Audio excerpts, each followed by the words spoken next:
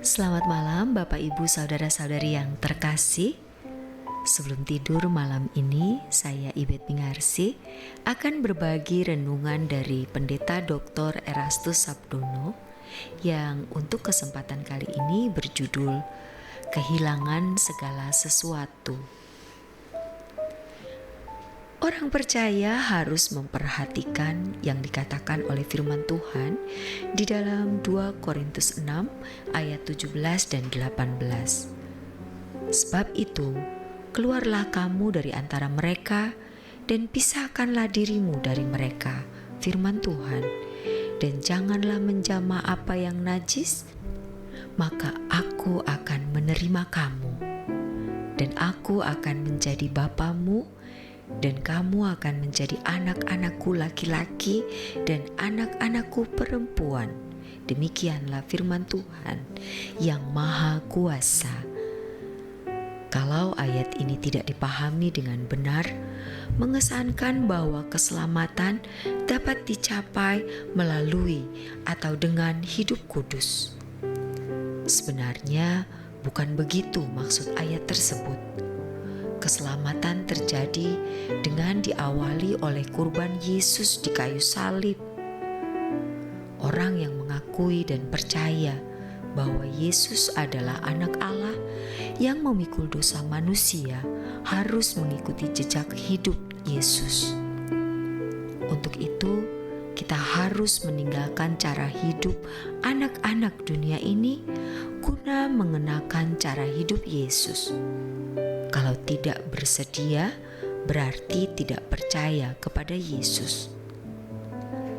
Kalimat keluarlah kamu dari antara mereka dan pisahkanlah dirimu merupakan panggilan untuk hidup secara khusus dan istimewa yang tidak sama dengan gaya hidup sebelum seseorang dipanggil menjadi orang percaya. Dalam hal ini, bangsa Israel dapat menjadi gambaran kehidupan orang percaya.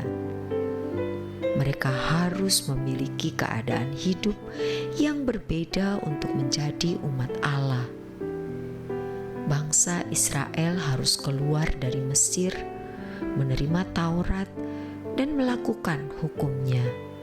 Dan mereka harus memunahkan semua orang Kanaan dari antara mereka agar cara hidup bangsa kafir tidak mempengaruhi kehidupan iman Israel. Hal ini menunjukkan bahwa bangsa Israel harus menjadi bangsa yang eksklusif bagi Allah atau Elohim Yahweh. Kehidupan bangsa Israel tersebut sejajar dengan kehidupan orang percaya hari ini. Dalam 1 Petrus 2 ayat 9, firman Tuhan mengatakan, "Tetapi kamulah bangsa yang terpilih, imamat yang rajani, bangsa yang kudus, umat kepunyaan Allah sendiri, supaya kamu memberitakan perbuatan-perbuatan besar yang dari Dia yang telah memanggil kamu keluar dari kegelapan kepada terangnya yang ajaib."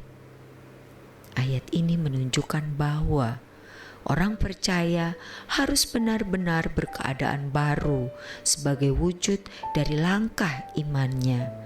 Iman adalah tindakan. Dengan demikian, orang yang benar-benar percaya kepada Yesus harus memiliki keadaan seperti yang termuat dalam 1 Petrus 2 ayat 9. Sebenarnya, skema hidup seperti ini sudah dijalani oleh Abraham sejak ia dipanggil menjadi bapa banyak bangsa yang juga mendapat julukan bapa orang beriman. Abraham harus benar-benar berkeadaan berbeda dengan orang lain ketika ia bersedia mematuhi yang diperintahkan oleh Elohim Yahweh. Kehidupan Abraham sebagai bapa orang percaya menunjukkan bahwa pola hidup Abraham harus juga menjadi pola hidup orang percaya yang adalah anak-anak Abraham di dalam iman. Tentu saja, untuk ketaatannya kepada Elohim Yahweh, Abraham harus bersedia kehilangan segala sesuatu. Sebenarnya, kalau orang percaya disebut anak-anak Abraham dalam iman, mereka pun harus memiliki skema hidup seperti yang dijalani oleh Abraham. Hal ini menegaskan bahwa beriman kepada Yesus berarti kehilangan segala sesuatu agar hanya memiliki Dia, agar hanya memiliki Yesus dalam hidup ini, atau hidup dalam penurutan sepenuhnya kepada Allah. Filipi 3 ayat 7-9.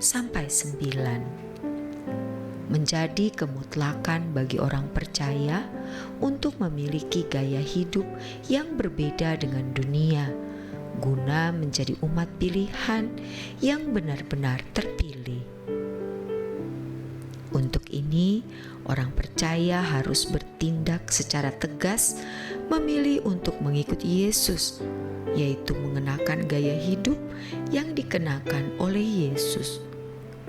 Tindakan ini bukan bermaksud untuk memberikan jasa guna memperoleh keselamatan, melainkan tindakan sebagai respons yang sama dengan tindakan iman untuk menyambut karya keselamatan Allah dalam Yesus Kristus. Hal ini sama sekali tidak menyalahi prinsip sola gratia atau only by grace, atau hanya oleh anugerah. Bagi orang percaya yang dilayakkan menjadi anggota keluarga kerajaan surga, ia harus berani meninggalkan dunia dengan segala kenyamanannya. Selanjutnya, ia harus memikul salib, yaitu mengalami penderitaan untuk turut meneruskan karya keselamatan Allah dalam Yesus Kristus agar Injil sampai ke ujung bumi. Orang percaya harus berani mengalami penderitaan sebagai pengikut Yesus, sebab kalau seseorang tidak berani mengalami penderitaan sebagai pengikut Yesus, ia pasti akan menjadi pengkhianat. Pilihannya hanyalah menjadi seperti Yesus atau tidak sama sekali. Inilah standar kehidupan normal orang percaya. Dunia hari ini adalah dunia yang semakin sulit dijalani dengan standar normal anak Allah. Tetapi tidak ada pilihan. Kalau seseorang mau memperoleh mahkota abadi dan dimuliakan bersama dengan Yesus, ia harus tetap hidup dalam standar hidup sebagai bangsawan surga seperti yang telah diperagakan oleh Yesus. Orang percaya yang nekat mengenakan gaya hidup anak-anak Allah akan menjadi orang percaya yang semakin dimurnikan dan dikuduskan. Justru kondisi dunia hari ini membuat orang percaya mengalami pemurnian yang klimaks atau puncak. Itulah sebabnya Yesus berkata, "Dan sesungguhnya ada orang yang terakhir yang akan menjadi orang yang terdahulu, dan ada orang yang terdahulu yang akan menjadi orang yang terakhir." Lukas 13 ayat 30. Beriman kepada Yesus berarti kehilangan segala sesuatu agar hanya memiliki Dia dalam hidup ini, atau hidup dalam penurutan sepenuhnya kepada Allah. Demikianlah renungan malam kali ini. Kiranya renungan ini memberi pencerahan bagi kita semua. Selamat beristirahat dalam berkat Tuhan.